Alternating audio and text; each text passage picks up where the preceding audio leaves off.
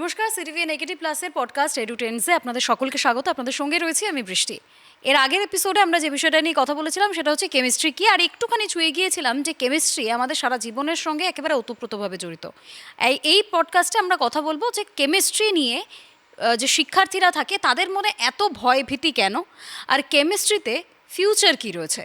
আমাদের সবারই ফিউচারের দিকে তাকানো একটা লক্ষ্যই বলবো আমি, কারণ আমরা প্রত্যেকেই চাই ফিউচারে আমরা কী করবো সেটা আজকে আমরা ভেবে রাখবো। সেটা নিয়ে আজকে আমি কথা বলবো। আমার সঙ্গে রয়েছেন সোনানাথ কলেজের কেমিস্ট্রি প্রফেসর ডক্টর হরিশঙ্কর বিশ্বাস। অনেক স্বাগত স্যার। স্যার, প্রথম এপিসোডে আমরা কথা বললাম কেমিস্ট্রি কি, আপনি সেখানে একদম একদম ডিটেলসে পুঙ্খানুপুঙ্খ বলে দিয়েছেন যে কেমিস্ট্রি কী। কিন্তু আমার প্রথমেই ওখানেও আমি যে প্রশ্নটা করছিলাম যে কেমিস্ট্রি এত কঠিন কেন, এই প্রশ্নটা মানুষের মনে আসে। আমি যখন পড়াশোনা করেছি আমার কাছেও খুব কঠিন লাগতো। এই যে ভয়, এই যে ভীতি, সেটা কেন হচ্ছে কেমিস্ট্রির প্রতি?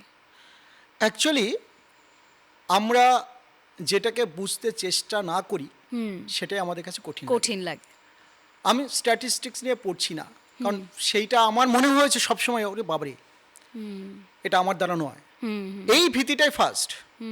অর্থাৎ এই যে কেমিস্ট্রি ছোটোবেলা থেকে এত সুন্দর করে আমাদের ভৌতবিজ্ঞান যেটাকে বলা হয়, সেইখানে আমাদের সিস্টেমেটিক্যালি আমরা যদি শিখি তাহলে কেমিস্ট্রিটা একদমই কঠিন নয়। একদমই নয়। কারণ আমরা প্রয়োজনে শিখি। আমরা যখন দেখছি মা খাবার দিচ্ছে, আমি খেয়ে নিচ্ছি, আমি ফুটবল খেলতে চলে যাচ্ছি, তাহলে কিন্তু আমার শেখাটা হচ্ছে না। কিন্তু আমি যদি দেখি, আমি একটা ছোট্ট এক্সাম্পল দেব যে আমার মাস্টার ডিগ্রির সময়ে আমার গাউট হয়েছিল। আচ্ছা। কারণ আমি সেই সময়টা বার্ড ফ্লু চলছিল, হোস্টেলে ছেলেরা থাকি, চিকেন একদমই সস্তা, 35 টাকা কেজি, আমরা শুধু প্রত্যেকদিন মাংস খাচ্ছি। তাতে কি হলো, প্রবলেমটা কি হলো, এই মাংস অর্থাৎ যে প্রোটিন, অ্যানিমাল প্রোটিন, সেটা আমার বডিতে বেড়ে গেল। বেড়ে যাওয়ার পরে যখনই আমার কি হলো, গাউট তৈরি হলো।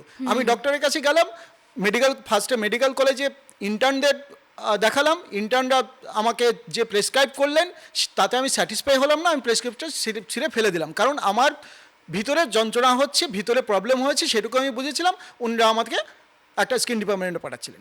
পরে আমি বাইরে গিয়ে সমস্ত টেস্ট ফেস্ট করে আমার ডক্টরস প্রেসক্রাইব নিয়ে আমি ওষুধ খেতে শুরু করি। আমি বেডে বসে বসে আমি ওষুধের কম্পোজিশনটা দেখতে শুরু করি, হোয়াট ইজ দিস।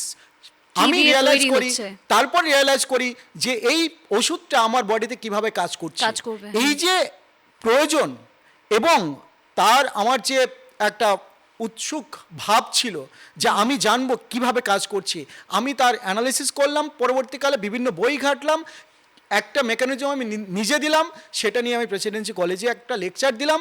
তারপরে আমি জানতে পারলাম যে এখন প্রচুর টিচার আছে যারা এই রোগে আক্রান্ত।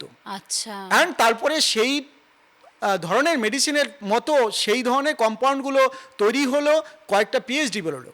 ওকে, অর্থাৎ এই যে আমরা জানতে চাইছি, আমার ইচ্ছে, আমরা যদি প্রয়োজন বেশি হয়, এই যে আমি যদি জানতে চাই যে টুথপেস্টটা কী দিয়ে তৈরি, আমার মুখে এই টুথপেস্টটা আমার মুখের গন্ধকে দূর করছে, আমার দাঁতকে ভালো রাখছে, কিভাবে ভালো রাখছে, সেটা যদি আমার জানার চেষ্টা হয়, তাহলে কেমিস্ট্রির প্রতি আমাদের কিন্তু আসবে।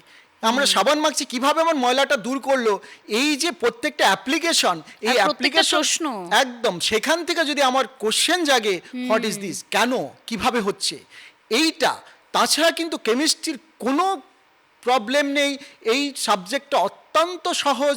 কারণ আমাকে শুধু জানতে হচ্ছে একটা সিস্টেমেটিক ওয়েতে কিভাবে কতগুলো এলিমেন্ট কিভাবে নিজেদের মধ্যে কেমিস্ট্রির মাধ্যমে, অর্থাৎ কিভাবে নিজেদের মধ্যে কম্বাইন করছে, কিভাবে কম্বাইন করছে। কম্বাইনটা খুব সোজা, খুব সোজা।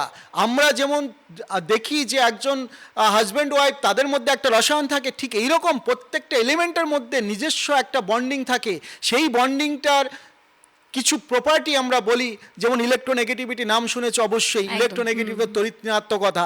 এই যে দুজনের মধ্যে ডিফারেন্স, যে বন্ডিং, অর্থাৎ প্রত্যেকটা জিনিসের কি হচ্ছে যে আমরা ছেলে মেয়ের মধ্যে যেরকম একটা ডিফারেন্স হয়, তাদের মধ্যে একটা অ্যাট্রাকশন হয়, ঠিক এরকম প্রত্যেকটা এলিমেন্টের মধ্যে নিজেদের মধ্যে যে বন্ডিংটা এবং তার অ্যাট্রাকশনটা, ওই যে মিনিমামটুকু আমাদের জানতে হয়। শুধু ওই জানাটা থেকে আমরা তার বন্ড, তার কম্বিনেশন, তার রিয়াকশন আমরা ইজিলি বুঝতে পারি। তারপরে হ্যাঁ, পরবর্তীকালে ভবিষ্যতে গিয়ে আমাদের যেটা একটু হায়ার স্টাডিতে গিয়ে, সেটা আমরা নিশ্চয়ই পরে এপিসোডে বলছি, সেইখানে গিয়ে আমাদের ম্যাথামেটিক্সটা একটু বেশি প্রয়োজন হবে। কিন্তু ইনিশিয়ালি ক্লাস 12 পর্যন্ত আমাদের সেই রকম কিচ্ছু নেই যাতে আমাদের হাই ম্যাথমেটিক্স লাগছে, প্রয়োজন পড়ছে। কারণ mathematics is the language of science. আমাকে এই একটা সায়েন্স বুঝতে গেলে আমাকে সম্পূর্ণভাবে কি বোঝাতে হয়, যে 2 = 2 বোঝাতে গেলে আমাকে কি লাগবে, ম্যাথমেটিক্স। অর্থাৎ আমাদের এই যে কম্বিনেশনটা হচ্ছে, এ কত দেবে এ কত দেবে, এই ক্যালকুলেশন কিন্তু সবসময় থাকবে। অর্থাৎ একটা এলিমেন্ট আরেকটা এলিমেন্টকে কতটা কি দেবে, কটা ইলেকট্রন দেবে, কেন দেবে, তার একটা পরিমাপ আছে। একদম, আর সেটা আপনাকে পড়াশোনাই করতে হবে, আর প্রত্যেকটা বিষয়ে প্রশ্ন। আমার যেটা প্রথমে শুনে মনে হলো, ইন্টারেস্ট থাকলেই কিন্তু আমাদের হবে যে আমি সাবজেক্টটা পড়বো। কিন্তু বেসিক্যালি এখন যেটা হচ্ছে সেটা হলো আমরা স্বাভাবিকভাবে ভার্চুয়াল জগতে বেশি চলে যাচ্ছি। আমরা ছোটবেলা যেরকম আমাদের বা আমার পরবর্তী বা আগের জেনারেশন বা তার কিছুদিন পর্যন্ত পরের জেনারেশনও কেমিস্ট্রির প্রতি আমার যতটা ঝোঁক ছিল, আমার কলেজেই দেখেছি আমরা যে এত রাশ ছিল কেমিস্ট্রির প্রতি।